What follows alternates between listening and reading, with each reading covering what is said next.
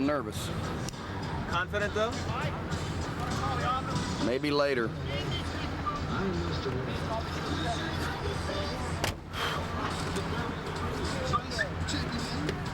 Well, let's take a look at this hole. Just a few minutes, the burial about I just got out of the limo, was shaking hand with my minister. He prayed that I wouldn't do this stunt, but I said I had to do this stunt. I had no choice. Here I am, I'm looking at the grave. What in the world am I doing? I can't say no to this stunt. I got 2 national TV networks, all the local press. I have to do this stunt. I have no choice. I don't want to do this stunt. Well, I guess I will. I'm gonna be in the mud anyway. What the hell's the difference, right? Okay, this is the plexiglass coffin, and I'll be standing in front of it here and be put in police regulation handcuffs from the Indianapolis Police Department and leg cuffs, chained and padlocked. I will then be set in the casket. The casket lid will then be closed and the padlocks will be locked. They will then, the assistants will take the coffin very carefully over. One other thing with plexiglass is it's almost glue is holding it. It's very scientific how we've done this. We can't disturb it. We can't move it, any jiggling or anything. But once we get it in place, then they will start adding the dirt, and I'll give you all a chance to get the shots of the stuff when I'm in the coffin. I don't know whether I'm breathing in there, probably gonna fog this thing up. But they'll put the dirt in until they bring the dirt to exactly 1 foot above this, 1 foot above it, covering the entire grave. When they measure it, and they will measure it accurately 1 foot, then they will bring in the cement truck. The cement will then start to be able to put all the cement around in a circular motion with my assistant Roy Hoffman, who is very key to this. I will be in communication with Roy Hoffman. I will have something on me to be able to talk. He will be in communication with me. We will have communication throughout the whole time in the coffin. And then as the cement reaches ground level, that is a very critical point. If it goes before there, but if it reaches ground level, and it should, then there will be approximately 60 seconds before the coffin should collapse. I should be up somewhere in the 15-16 second range. The time the cement reaches ground level, maybe it'll be a couple inches shy of ground level, but I'm gonna be up and I'm gonna be out of this, and I'm gonna be going to my radio station's birthday party down at Union Station, Indianapolis, Hoosier 96. This is the 66th anniversary of the death of Harry Houdini, and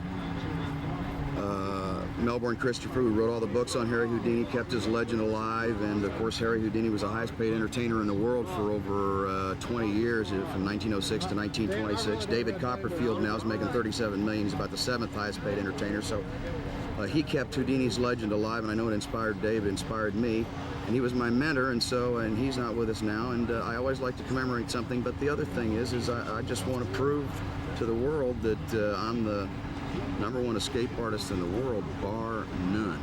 The grave, when we dug it, first of all, I had an inexperienced backhoe digger who hadn't been on one in 15 years, and I was very, very concerned about it in case of emergency situation to dig me up. So I flew a backhoe driver who has been doing these things with me before and who's experienced.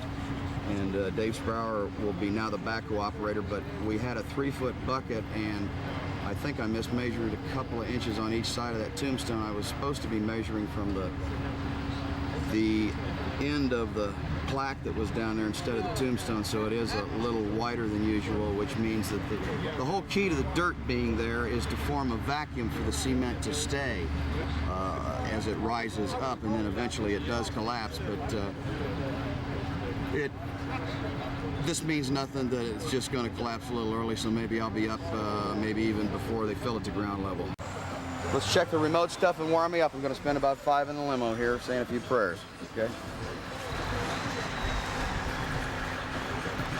I need to check. Every time I've ever done a stunt, I've either raised thousands of dollars for charity or I've donated it myself, and I want to donate to a charity, a very worthwhile charity here in Indianapolis called 100 Black Men Charities, and they donate to the needy inner city kids in education in all kinds of fantastic ways. And here's $3,000 compliments of Bill Shirk. You always want kind of a safety net. I figured if I was down below and I had communications and something was going wrong and I wasn't going to live, I was going to ask them to dig me up. I needed communication with my stunt crew. And even though it messed up the looks of my outfit, that Hoosier 96.3 outfit there, all white with those climbing shoes. Anyway, I had it taped to my ear so I could hear anything, and I wanted it taped to my ear because I didn't want it coming out, and I didn't want the receiver to move from my chest. So I had them duct tape it to my ear. Don't come out of there, baby. I'll take this under. This button here, I can communicate with him at all times. This is being taped to my ear because if this is in my ear, I don't want it coming out. And I don't want this coming off of me or interfering me with anything I'm doing. One of the key things here is communication. Because I'm gonna be perfectly honest with you. If I get down there and I find out something's wrong, I say dig me up. One more. I'm not in this to kill myself, believe me. I don't think. Huh? Too tight? All right. No, Can I put one up here without bothering you? I'd like to. We were not allowed to release anything because the police were so afraid of the crowd that would show up for this. So where we were going to do it was completely a mystery. They did know that we were going to do the stunt on October 31st. Well, the police are getting ready to put on the handcuffs. You can see that watch there. That was my grandfather's. I always had some kind of a momentum, a flag, or some kind of a scarf that was one of my relatives when I did a stunt. There's the chains, the handcuffs already on. The chains will be padlocked to the leg cuffs that are down below, attached to my ankles. Oh, that's a little tight. That's all right, that's all right. Nothing you can do about it now. It's fine, fine. Don't worry about it. The shoes you see there are actually mountain climbing shoes, which is great. They have traction on rock, mud, and dirt. Now they're putting on the 30 pounds of chain. Hope I make this. I got a bad feeling about this thing. That is a bad feeling. This rain did it, and my wife's not here. Dave? But who knows, I may go down there and decide to quit here in a few seconds. As you can see on my chest there, that's two-way communication up above to my stunt coordinator. This could be my last shirt. You ready, buddy? I'm ready. All the handcuffs and leg irons are attached to the 30 pounds of chains with padlocks. They're putting me in the plexiglass coffin. I experimented with plexiglass coffins. Each one of those cost about $1,000 at the time.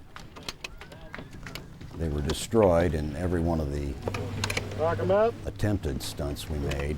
Fortunately, I was not in it at the time. They're now locking me into the plexiglass coffin. Joe Burrus attempted this escape and stunt 2 years before I tried and was killed as the coffin collapsed on top of him and he was lost because of the stunt. I tried to do the stunt a year before this, but unfortunately dislocated my shoulder in another stunt I was doing, getting out of a straitjacket. They're making sure that the coffin is sitting right.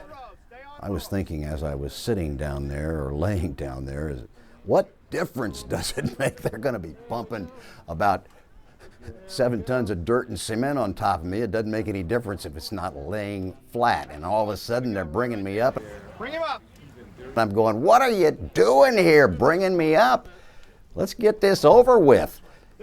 You know? So they bring me over to the side and they say, no, it doesn't look like it's fitting in there correctly. And I'm laying there saying, please, Lord, let's get this over with. I felt confident, but like any stunt or escape, something unforeseen can happen. Let's go. Here again, they're bringing me into the hole, which is 6 feet deep. We're 6 feet under. They're going to put 7 tons of dirt and cement on top of me. The dirt will come in first. Now please, start with the dirt. Now who would want somebody to put dirt on them? I didn't want them to bring me up again, only when the stunt was over, not now.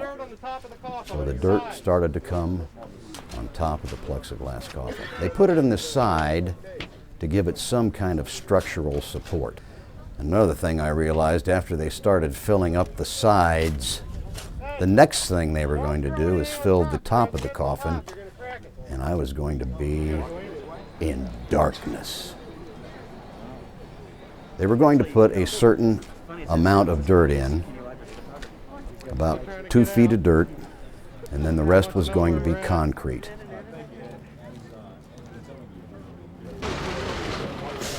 They're starting to pour the concrete, and the last time I attempted, or at least experimented with this stunt, I wasn't in the coffin, the cement looked like it was clear. This looked like it had a lot of rocks in it, which meant it's going to be a lot heavier.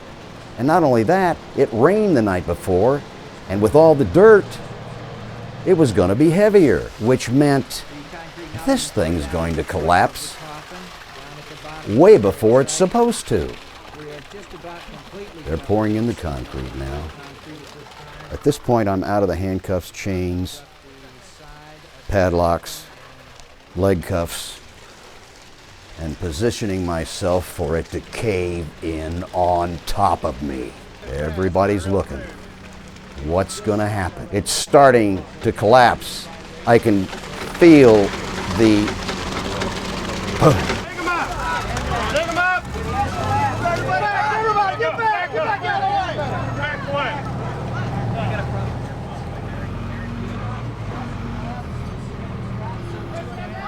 Is it over? Am I alive? I have positioned myself to the side of the coffin. In comes the backhoe to dig me up. We knew this was going to happen. Could I survive the crash of the dirt and the cement? I have survived. I am now down under 6 feet of dirt. The backhoe operator I brought in from Phoenix, Arizona. He can put a match on the end of the backhoe and strike it on a cement floor and ignite the match. That's how accurate he was. You didn't want him going down too far and taking your head into his bucket. It's all possible, but this guy was the best. You know, when you're underground, and I've been buried many times, you can hear what's going on upstairs. People yelling, screaming, and then the dead silence. They've got to be almost down to me.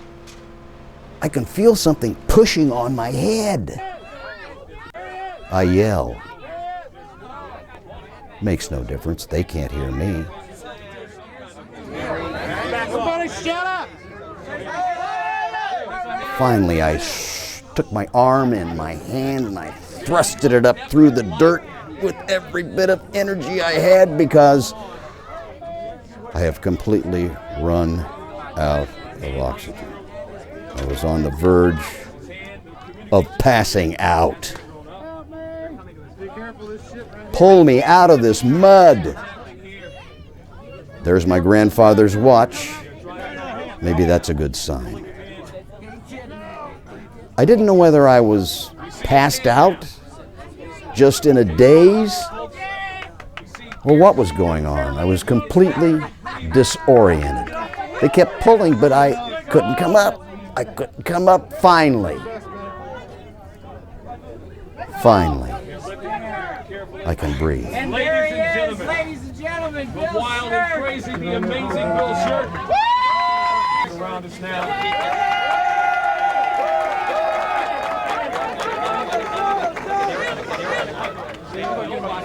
Dirt in my nose, hair, ears, mouth, throat.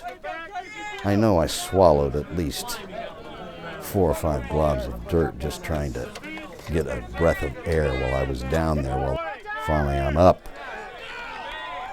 It's over. I'm over. What are they doing? I need to get to something that's going to give me some oxygen or something. Remember, I was entirely in white. My outfit was white, and now it was solid mud. Finally, I laid down. I knew they were going to give me some oxygen, and it was over. They threw a blanket over me and over my face. I'm trying to breathe. I will never in my life attempt something like this again. This is an absolute suicide stunt. But as you can tell, I'm not in really the best of shape right there. All they did was give me oxygen. Everybody was so happy that I was still alive. Hey Bill, how you feeling? Well, I want to apologize to Houdini. I wasn't successful, and I didn't succeed in the escape, but I did get away with my life, which I consider lucky. When they had the dirt at 1 foot and I said I wanted to be dug up, the problem was I knew I wasn't going to be able to get up through the dirt, let alone the cement, and I didn't know what to do. What do you do? Call it off? And I just tried to make myself available that when it did crash, I'd have some kind of a pocket to be in over to the side. And it crashed down the other way, and all the weight went the other way, and nothing really gave me a pocket about the size of a bucket, and I just kept breathing. I could hear people trying to dig, but hell, I didn't know where I was. And just thank God he spared my life on this one, and it'll be a while before I'll do one of these, I'll tell you that. Thank God for these paramedics, this oxygen. I tried not to breathe. I just tried to just kind of lay there.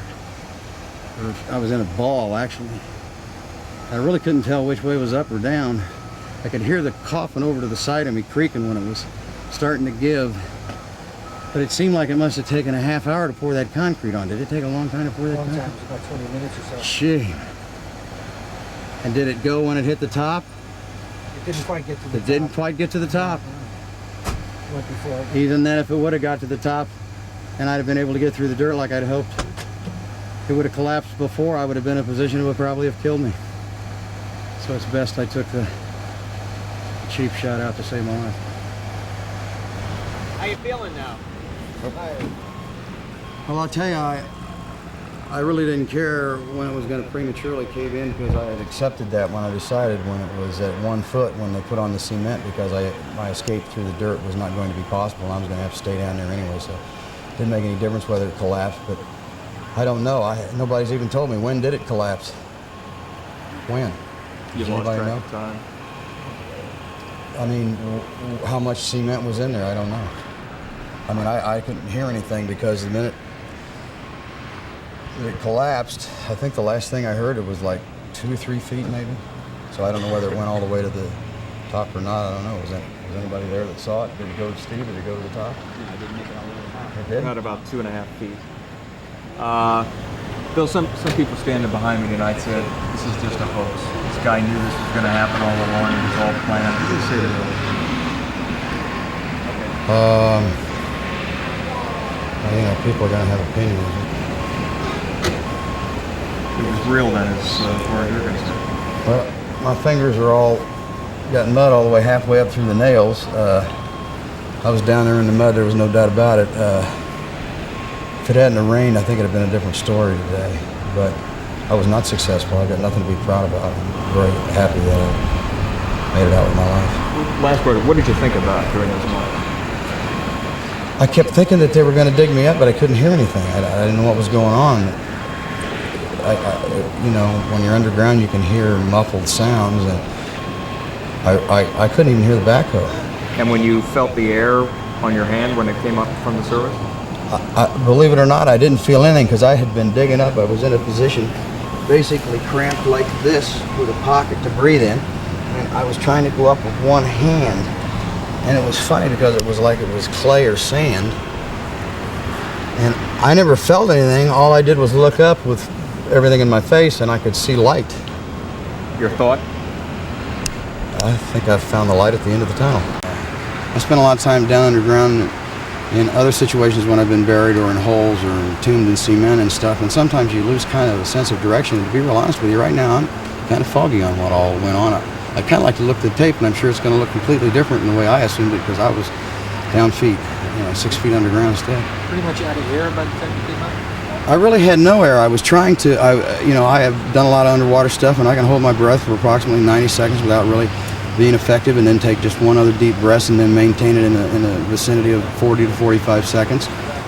And that's basically the technique I used. What are your thoughts you're going to take home tonight? I'm going to go to the birthday party downtown and have a good time with my radio listeners. And then I'm going to take my wife out for our anniversary.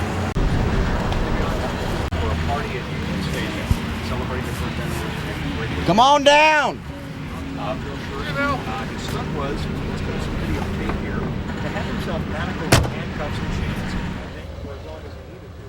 Matter of back live now. There goes Bill Shirk off to his party. I asked him, what about all this? Because